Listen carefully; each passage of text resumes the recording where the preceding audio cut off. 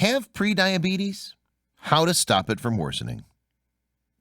Millions of people all around the world are suffering from diabetes. Diabetics who fail to control their blood sugar levels can suffer from even more serious medical conditions such as kidney failure, nerve damage, heart disease, etc. What is prediabetes?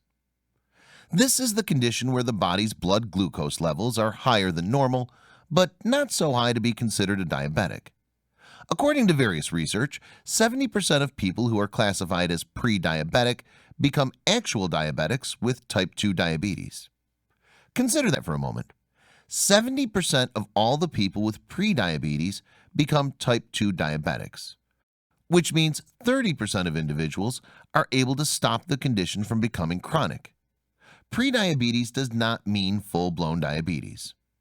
While you can't change the past, your age or genes, you can change the way you live, what kinds of foods and drinks you consume.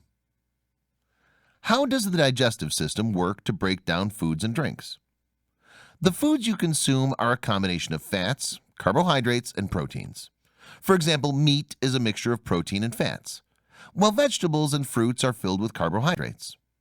When the body begins to digest the food, it's broken down into three key parts: carbs, fats, and proteins.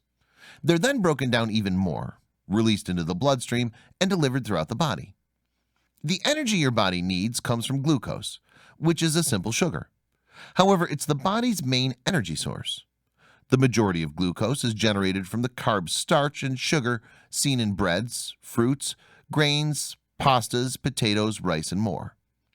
The digestive process produces the glucose and then gets absorbed into the bloodstream and is sent to the cells. Glucose is the cell's fuel, giving your body its movements, its brain the power to think, and so much more. The only way the cells can get their power is through insulin's help.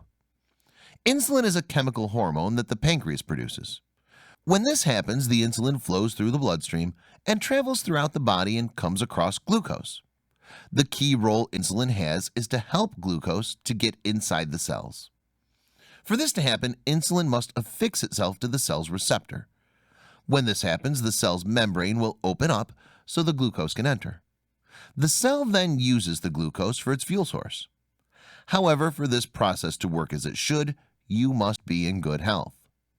Should the process fail, the glucose will accumulate in the bloodstream and the cell won't get the fuel it needs.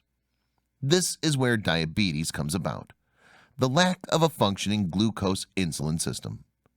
Most people are aware of the two key kinds of diabetes, type 1 and type 2. Of these, 90% of all diabetics are type 2.